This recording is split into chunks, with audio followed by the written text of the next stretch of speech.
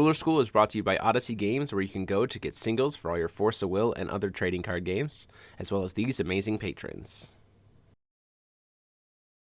Thank you for your support. Enjoy the video. Hey there guys, Demo73 here, bringing you the deck profile for the White-Blue Quickcast Faria Knights. This is the deck profile that was meant to be with the feature match that got kind of messed up, but we still wanted to at least show you the profile. The match itself will be coming up in a couple weeks. Well, a better match will be coming in a couple weeks, but we want at least to give you the idea of kind of what this deck list is trying to do, so you can give it a shot and try it yourself. So obviously Faria is on the front. We're not really going to talk too much about rulers this format, simply because of the fact that it's kind of pigeonholed in terms of what colors you're playing. Like, based on what colors you're playing, you're probably playing X ruler, or like what archetype you're playing, you're probably playing X ruler. So you're playing Quickcast Knights, you're definitely playing Faria.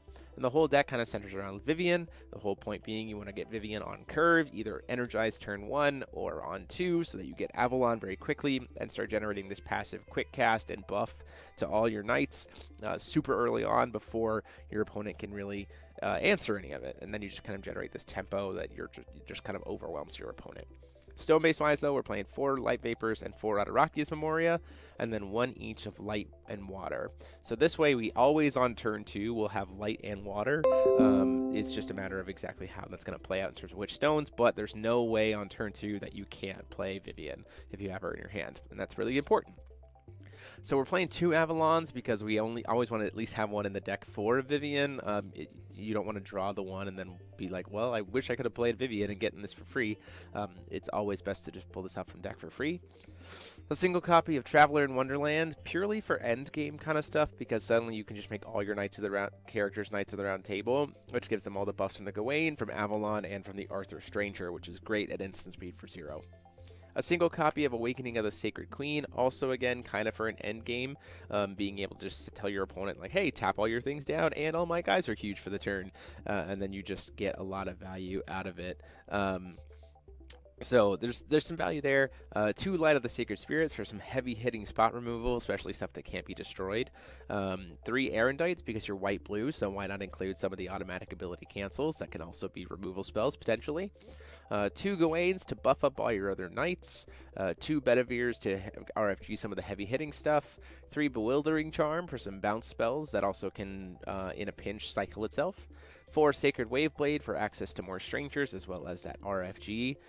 4 Percival. Keep in mind, this is white Percival. Yes, the artwork is wonky, but it is white Percival, the one that was pretty much always going to hit you something because it's Knight of the Round Table or Regalia, and so your deck is full of both, so you're going to definitely hit stuff there. Lamorak is kind of the really heavy-hitting card. If you have Excalibur on board, this is a 2-drop 8/8 with Drain that also gives your Regalia barrier. A lot of value that comes out of this card. I've seen it stick around for 2, 3, 4 turns, and the value from it is just insane. A very, very, very nice addition to Knights of the Round Table. 4 Agravain. We're playing this in the main because there's enough red in the format that having a 1-drop guy with Barrier Red that can give Barrier Red or Barrier Black to other things is really, really good. And just a 1-drop 4/4 just by himself that has those effects is really good as a chump blocker in the early game against Melgus, or if you're playing against Lenneth or other red decks, you know, they can't really target it. It just sits there.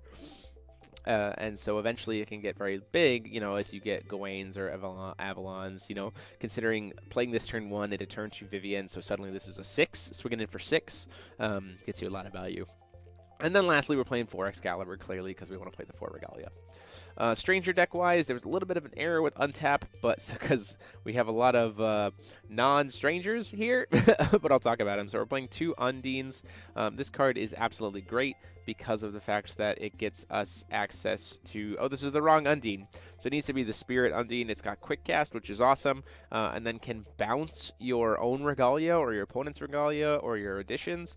It's really great for bouncing your own to be able to re-trigger them, like cast it on the end of your opponent's turn using Excalibur's Will, and then recast it on your turn to get more triggers off of Faria. Arthur, clearly it's the 3-drop 10/10 that gives all your Knights Eternal and goes and gets you a Knight of the Round Table from your deck. White Wizard is super again. It's more of a niche card, but it's really good in certain matchups where you're playing against a red deck that has like a lot of burn. So you're using White Wizard's counters to protect itself, so you have that continuous effect permanently, and then like your J Ruler, so your J Ruler can't take any damage from any kind of spells or abilities. just a lot of survivability from it. Siegfried, super solid stranger, excellent tempo card, 7/10 flying for 2, has that barrier, which again, barrier red-black is really, really relevant right now, and then being able to just destroy target rested resonators. It's also just a lot of value that comes out of just being able to say 2-drop, kill a 1-drop, or 2-drop, kill a 2-drop, 2-drop, kill a 3-drop, also putting this body on board. Just a lot of good value there. And then last we're playing Twin Swords. Twin Swords is the 1-drop quick cast, 6/6 that puts a resonator back on top of your opponent's deck. And so that's really, really good because you can just kind of time walk your opponent with a resonator they don't want to see another copy of, or go in to block a small fry, bounce a big dude. There's just a lot of cool things that you can do. So that is the list. Again, we are going to be showing you this deck hopefully in the next couple of weeks, seeing how it actually plays, but wanted to put that list out for you guys so you can at least give it a shot. Designed by Joe Karel, absolutely fun deck, so kudos to him for the design here. But let me know what you guys think in the comment sections down below, or how you would play Faria a little bit differently. And until next time, this is DMO73 saying class dismissed.